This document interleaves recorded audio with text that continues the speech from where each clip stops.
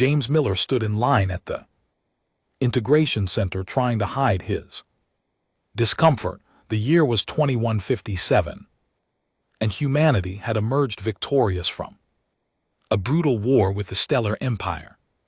Just 6 months ago, now the government was pushing a controversial program to rehabilitate and integrate former empire citizens into human society. He hadn't volunteered for this as one of Earth's leading xenobiologists. The government had strongly encouraged him to participate in the program. They needed people with scientific backgrounds to help former empire researchers adjust to working under human oversight. The line moved forward. Slowly, through the glass walls, James could see other humans meeting their new wards. Some of the aliens looked defeated, others defiant. All of them wore simple gray jumpsuits with tracking bracelets on their wrists. Number 2184. A tired voice called out. James checked his paper. That was him. The processing room was cold and sterile. Behind a desk sat a bored-looking government official who barely looked up from his computer screen. Dr. Miller, you've been assigned Ward 7249.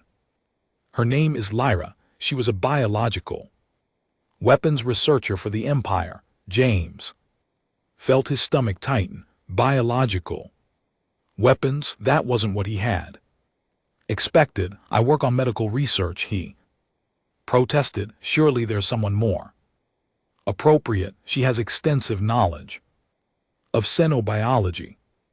The official cut him off. That's what we need. Sign here. As James signed the papers, a side door opened. 2 guards led in a tall, slender alien woman.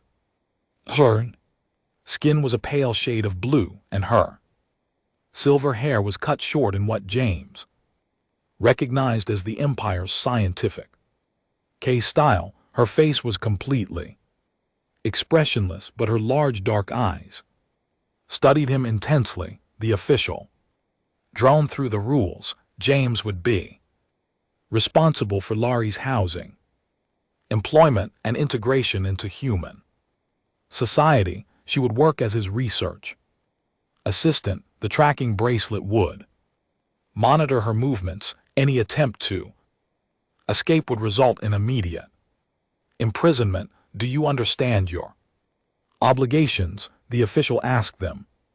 Both. Yes, James said quietly.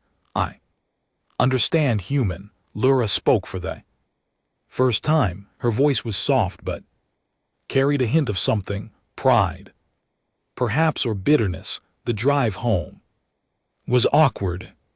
James lived in a modest apartment near his research facility, New Seattle. He had cleared out his home office to serve as LRA's room, but now he wondered if he should have done more to prepare. Your living space will be through here, he said, showing her the room. There's a bed, dresser, and private bathroom. I've stocked some basic supplies, but let me know if you need anything else. Lara stood in the doorway, her posture rigid. This is adequate, she said carefully. When do we begin work? Tomorrow. Tonight. You should rest, and I prefer to begin immediately. She interrupted. I assume you have research facilities. James studied her face. Was this eagerness to work, or just a desire to avoid dealing with their uncomfortable living situation? The lab can wait until tomorrow, he said firmly. You need time to adjust. For a moment, something flickered in LRA's eyes. Frustration, perhaps, but her voice remained neutral. As you wish, master. The word made James cease. Please don't call me that. My name is James, or Dr. Miller if you prefer. Protocol requires. Protocol can wait. He said. You're not a slave, Lara. You're here to be rehabilitated and integrated into our society. That means learning to interact as equals, LRAs. Expression didn't change but her. Shoulders tensed slightly, your species. Conquered mind, human, do not pretend. This is anything else, we defended. Ourselves, James corrected quietly, and now we're trying to build something. Better than conquest, but it only works if both sides are willing to try. She said nothing, but he could feel her. Studying him, trying to understand his angle, looking for the trap or lie in his words. Finally she gave a slight nod. I will rest now, Dr. Miller. It wasn't much, James thought as he left her to settle in, but it was a start. The laboratory hummed with quiet energy. As James watched Lyra work, 3 weeks had passed since she arrived, and he had to admit she was brilliant. Her long blue fingers moved with practiced ease across the holographic displays, adjusting complex molecular structures with perfect precision. The human immune system is fascinating, she said without looking up, so adaptable yet so vulnerable in specific ways. James noticed she had stopped saying your species and switched to human, a small but meaningful change. He moved closer to examine her work. What have you found? This protein structure, she pointed to a rotating model. In Empire biology it doesn't exist, but in humans it helps fight diseases. If we could understand it better. She stopped, suddenly her shoulders tensing. James understood her hesitation. Her weapons research past made her careful about showing too much interest in human biology. Go on, he encouraged. This could help develop better medicines. Lara turned to look at him, her dark eyes searching his face. You trust me with this information after knowing what I did for the Empire? I trust you to make better choices now, he said simply. She turned back to her work, but James noticed her hands trembling slightly. Later that day in the break room, James brought 2 cups of coffee. He had learned that LRA enjoyed the bitter drink, though she tried to hide it. As he sat 1 cup beside her, she looked up in surprise. Thank you, she said quietly. Then after a pause, may I ask you something, Dr. Miller? Of course. Why do humans do this? The Empire conquered 12 species before yours. We enslaved them, used them, but you, she gestured at the coffee at the lab, at her comfortable clothes that had replaced the gray jumpsuit. You treat us like this. Why? James considered his answer carefully. Because that's not who we are. We fought because we had to, not because we wanted to conquer. And now we have a choice about what happens next. The Empire would say this makes you weak, Lara said, but her tone held no conviction. Is that what you think? She stared into her coffee cup. I don't know what to think anymore. The Empire taught us that strength meant control, power meant dominance, but here she looked around the lab. You gave me access to advanced equipment. Trust me with research. Treat me with respect. The last word came out almost confused. Is that so strange? Yes, she said firmly, then softer, but I think I prefer it. Their conversation was interrupted by the arrival of Dr.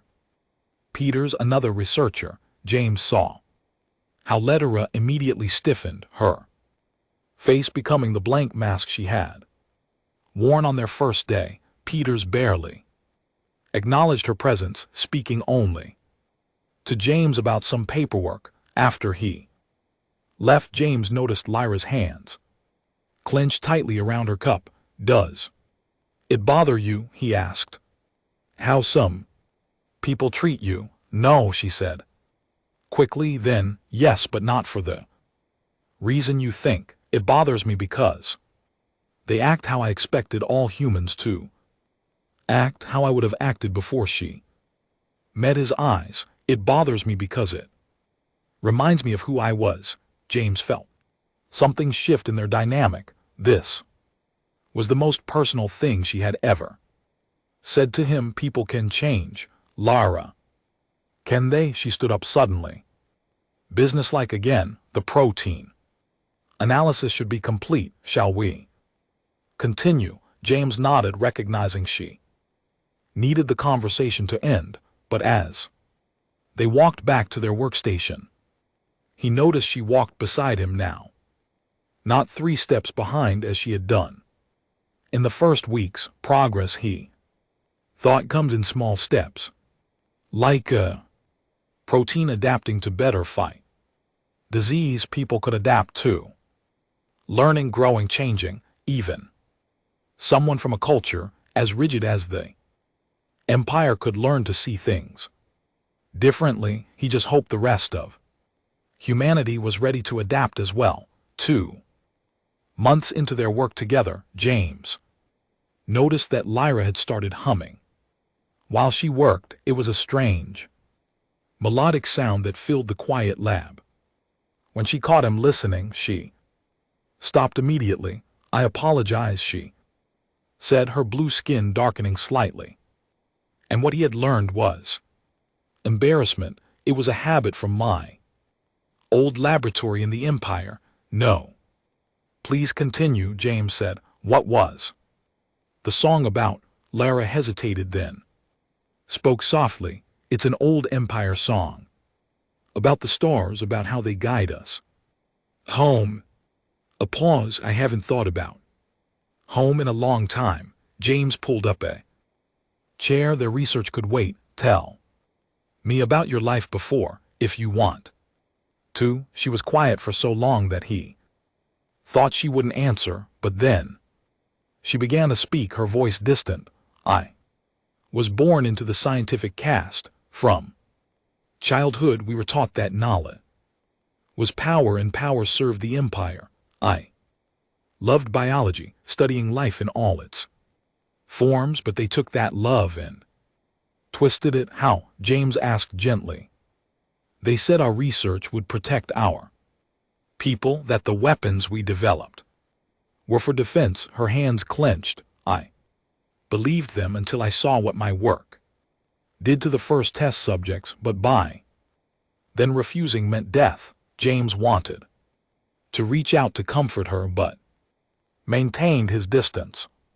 You're not that person anymore. No, she agreed. Now, help create cures instead of weapons. It feels right. She looked at him curiously. In your culture, how do you choose your path, your work? James smiled. We follow our interests, our passion. No castes, no assigned roles.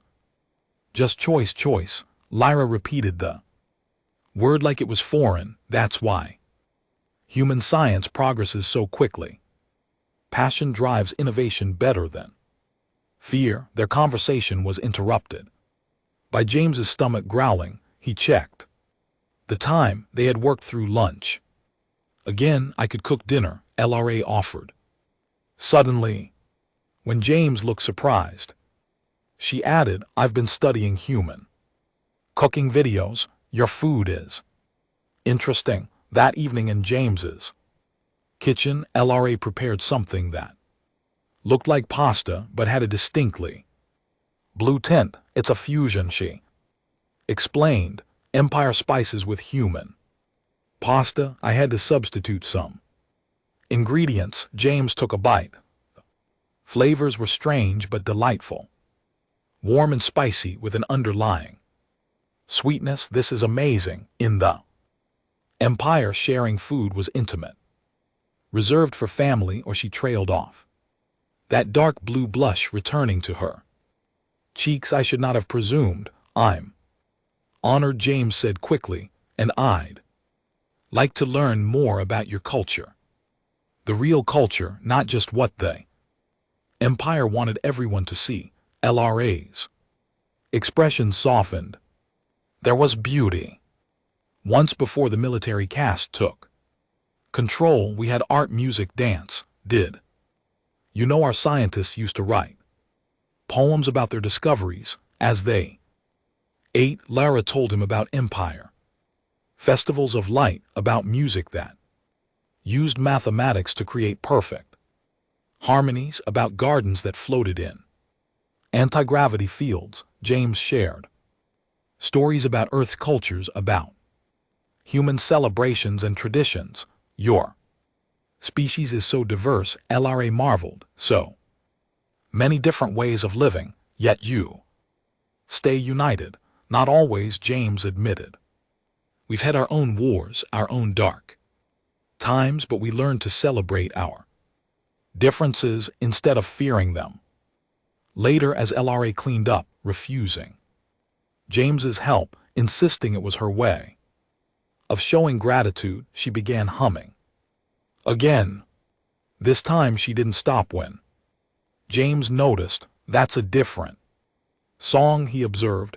Yes, she said, not meeting his eyes. This one is about new beginnings. James smiled, understanding the meaning behind her words. Sometimes he realized the biggest cultural exchanges happen not in grand gestures, but in small moments like this, shared meals, quiet songs, and honest conversations. And perhaps that was exactly how it should be.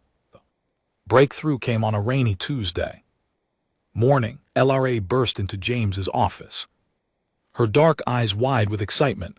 We did it. She held up a tablet showing test results, the hybrid protein structure. It works. It can adapt to both human and empire biology. James studied the data, his excitement growing. Their months of research had finally paid off. They had created a new medical treatment that could work on both species. This is incredible, Lara. We need to report this to the board immediately. But their success brought unexpected problems. The next day, the laboratory filled with government officials and military personnel. James watched helplessly as they questioned Lara separately, their tone suspicious and harsh. How did you gain access to such detailed human biological data? One official demanded. Who authorized this level of research? I did. James stepped in, seeing Lara's distress. She's my research partner, the official's voice dripped with disbelief. She's a ward, Dr. Miller, a former enemy scientist. Have you forgotten what her people did? Before James could respond, Dr. Peters spoke up from the crowd that had gathered. I've been saying this for months. It's dangerous letting them work with our medical research. She probably has some hidden agenda. Lara stood perfectly still, her face a mask. But James saw her hands trembling. He had learned to read her subtle expressions over the months. She was struggling to maintain her composure. The results speak for themselves, James argued. This treatment could help thousands of people, both human and empire citizens. Isn't that what this integration program is about? Later that evening, after everyone had left, James found Lara in the lab, staring at her research station. The tracking bracelet on her wrist blinked steadily in the dim light. I'm sorry, he said quietly. For what? Her voice was flat. For treating me like a person, for believing I could be more than my past. She turned to face him, and he was shocked to see moisture in her eyes. Empire people rarely showed such emotion. Do you know what hurts they most? They're right now to trust me. I did terrible things during the war. That was thin. No, she cut him off. Let me finish. I did terrible things, but you humans showed me a different way. You showed me that strength can mean healing instead of hurting, that power can be used to help. Her voice broke. Slightly, you made me want to be better. James moved closer, wanting to comfort her but unsure how. The board will see the value of our work. They can't ignore. They already have, LRA said. Quietly, I heard them talking. They're going to reassign me to a different facility, one with proper security protocols. They can't do that. I'll fight this. Why? She turned to him. Suddenly her eyes intense. Why do you keep defending me? It would be easier for you to just let me go. James met her gaze steadily. Because you're not just my ward or my research partner, you're my friend, and I don't abandon my friends. LRA stared at him for a long moment, something unreadable in her expression. Then she turned away quickly, busying herself with organizing lab equipment that was already perfectly arranged. Empire never understood friendship, she said softly. We understood ownership, allegiance, duty, but this, she gestured vaguely between them, this is different. And it scares them. Perhaps it should scare me too. Does it? James asked. LRA's hand stilled on the equipment. No, she whispered, and that scares me even more. The tracking bracelet blinked steadily in the darkness, a constant reminder of who and what they were supposed to be. But as they stood there in the quiet lab, surrounded by their shared work, those roles seemed to matter less and less. The crisis wasn't just about their research anymore. It was about something much more complicated and much more dangerous. Night before Lyra's scheduled transfer, James stayed late at the lab trying to find any legal way to stop it. Rain pattered against the windows, matching his gloomy mood. The building was empty. Except for them, LRA worked silently at her station, documenting all their research. Her movements were mechanical, like she was trying to disconnect from what tomorrow would bring. The silver lights of the lab made her blue skin look almost ethereal. Maybe if we appeal to the medical board directly, James said, breaking the heavy silence. The potential benefits of our research. Please stop, LRA said. Quietly, she hadn't turned around. You can't fix this. I'm not giving up. Why? Her voice cracked slightly. Why do you care so much? I told you yesterday. You're my friend. Lyra's hand still on the keyboard. Is that all? The question hung in the air between them, heavy with meaning. James felt his heart rate increase. What do you mean? Finally she turned to face him, her clear throat. Dark eyes were filled with an emotion he'd never seen before. In the Empire, we were taught to suppress emotions, to see them as weakness, but humans, she took a shaky breath, humans embraced them. You taught me that feeling deeply isn't weakness, it's strength. James stayed very still, sensing she needed to continue. At first I thought you were naive, she went on. Your kindness, your trust in the Empire, these would be exploited. But then I saw how that kindness changed people, changed me. She looked down at her hands. I began to feel things I wasn't supposed to feel. Lyra, please. She held up a hand. Let me finish. Tomorrow they'll take me away, and I'll never forgive myself if I don't say this. She stood up straighter, seeming to gather all her courage. I love you, James Miller. The confession echoed in the quiet lab. James felt his world shift slightly on its axis. Not just as a friend, she continued, her voice trembling but determined. Not just as a mentor or a kind human who helped me. I love your brilliant mind, your gentle heart, your unwavering belief that people can be better than their past. She turned away quickly, her Shoulders tense. I know it's wrong. I'm your ward, a former enemy. I shouldn't feel this way, but humans, she gave a small broken laugh. Humans taught me that the heart doesn't follow rules or protocols. James took a step toward her, but she held up her hand again. Don't. She whispered, don't be kind about this.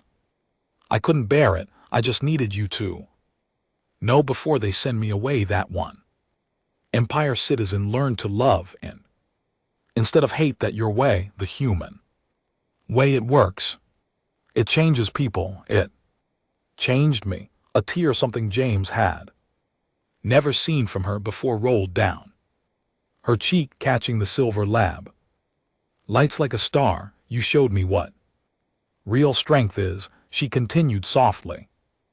Not domination or control, but compassion, the strength to be vulnerable, to care, to love even when it hurts. She touched her tracking bracelet absently. Even when it's impossible. James felt his own eyes growing damp. He wanted to tell her that it wasn't impossible, that he'd been fighting his own growing feelings for weeks, but the words stuck in his throat. She was right. There were rules, protocols, ethical considerations. I'm sorry, LRA said into the silence. I've made things harder for you. Another reason they're right to transfer me.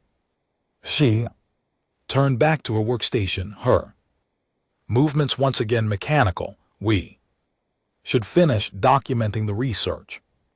But as she reached for the keyboard, her hand was shaking too badly to type. Without thinking, James stepped forward and covered her hand with his own. The touch was electric. LRA froze, not breathing. We'll find a way, he said softly. I promise. She didn't respond, but her fingers intertwined with his, and in that simple touch was every word they couldn't say. Outside, the rain continued to fall, washing away the old world and perhaps, just perhaps, clearing the way for something new. The morning after Lyra's confession, James paced in front of the integration program board. 5 stern faces watched him from behind a long desk. Lyra sat quietly in a chair behind him, her face carefully blank. Dr. Miller, the head of the board, Dr. Thompson, spoke first. You're requesting to halt the transfer of Ward 7249. On what grounds? Her name is Lyra, James said firmly, and our research is groundbreaking. This medical breakthrough could save countless lives, both human and Empire. That's not the issue here. Another board member cut in. We've received reports about inappropriate attachments forming. James felt his face grow warm but stood his ground. If by inappropriate attachments you mean treating someone with respect and dignity, then yes, I'm guilty. Dr. Thompson leaned forward. Dr. Miller, she was a weapons researcher for the Empire. Have you forgotten what their bioweapons did to our colonies? No. A quiet voice spoke from behind James. Everyone turned to look at LRA as she stood. No one should forget what the Empire did, especially not me. I live with that guilt every day. Her voice grew stronger as she continued. But humans taught me something remarkable. You taught me that guilt can drive change, that the past can be a lesson, not just a burden. She looked at each board member in turn. You want to know if I can be trusted? Look at our research. Every day I choose to heal instead of harm. Every discovery we make helps both our peoples. Pretty words. One board member sneered. But how do we know this isn't some elaborate Empire plot? James started to protest, but LR spoke first. Because I love him. Room fell silent. James's heart pounded in his chest. Yes, I love him.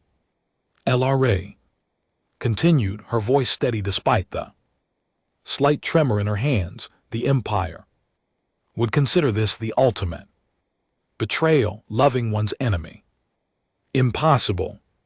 But humans showed me that love isn't weakness, it's the strongest force for change in the universe. Dr. Thompson's face darkened. This is exactly why we're transferring you, Dr. Miller. Your judgment has been compromised by what?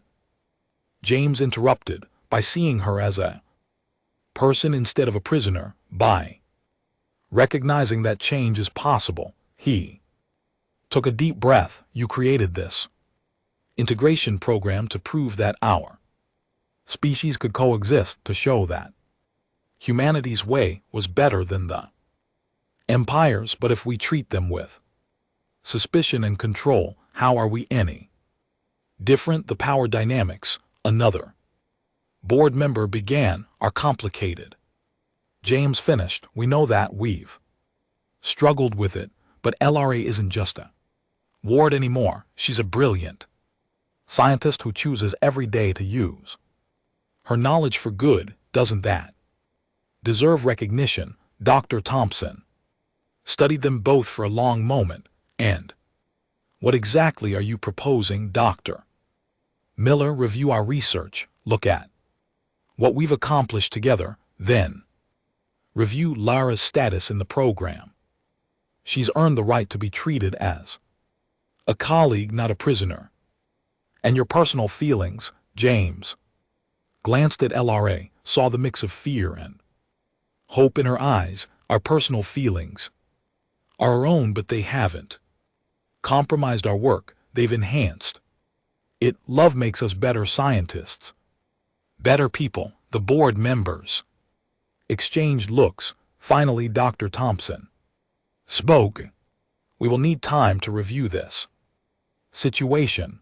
Until then, the transfer is suspended. But she fixed them both with a stern look. You will be under increased supervision. As they left the boardroom, Lyra's hand brushed against James's, not quite holding but close enough to feel the warmth. Thank you, she whispered, for fighting for me. For us, he corrected softly. I'm fighting for us. They walked back to their lab, where their research waited. Nothing was resolved yet. The board might still separate them. The world might still judge them. But for now, they had this moment and the hope that love really could change the universe, one small step at a time. 3 months had passed since the board hearing.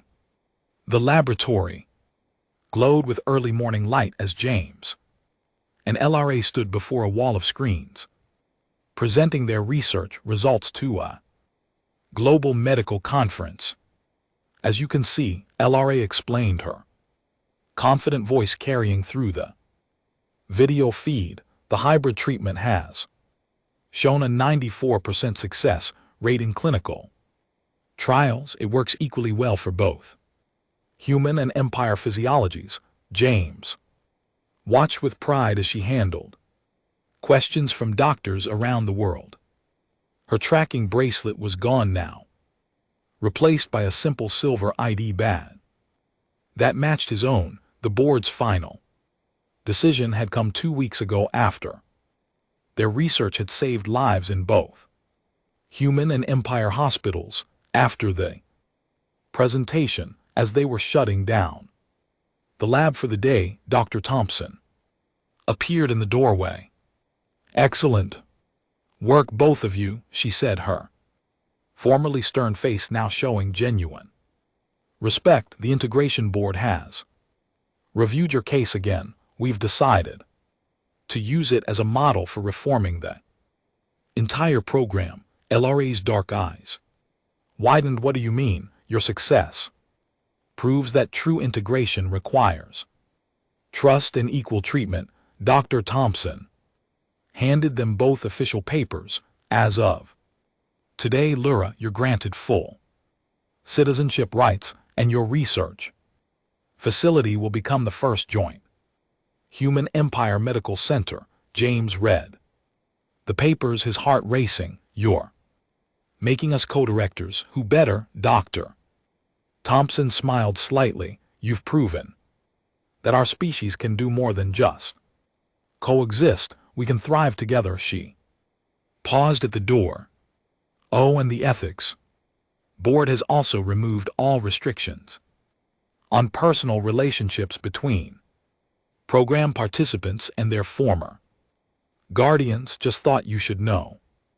After she left, James and Lara stood in stunned silence. Finally, Lara spoke, her voice soft with wonder. Free, she whispered. Truly free. James turned to her under the lab lights. Her blue skin seemed to glow with happiness. How does it feel? Strange, she admitted.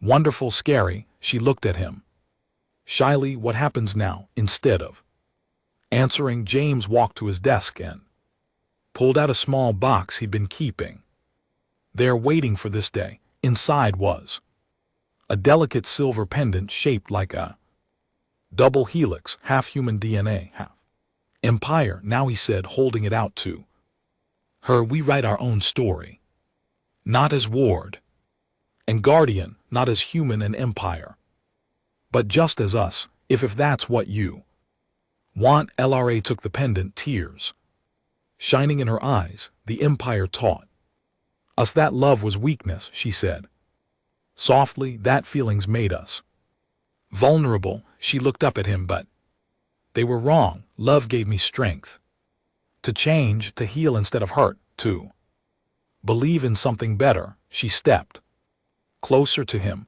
I love you, James Miller, not because you saved me, but because you showed me how to save myself. James gently wiped a tear from her cheek. I love you too, LRA, not despite our differences, but because of them. Because you chose to change, to grow, to trust. Their first kiss was soft and gentle, like a new star being born from the darkness of space. Later that evening, they stood on the roof of the research center, watching the sunset paint the sky in brilliant colors. Other research teams would be arriving soon. Humans and Empire citizens working together as equals, following the path they had helped create. Do you think it will work? LRA asked, her hand warm in his. This new program, James squeezed her hand gently. Look how far we've come already, from enemies to colleagues too. This, he smiled. Love is the ultimate experiment. You know, it changes everything it touches. LRA leaned her head on his shoulder, humming that old Empire song about stars guiding the way home. But now it wasn't about longing for a lost empire. It was about finding a new home, a new way forward together. Above them, the first stars began to appear, witnessing this small but profound victory, not of one species over another, but of love over fear, of hope over hatred, of a future built on understanding instead of power. And in that moment, both human and alien knew that this was just the beginning of their greatest discovery.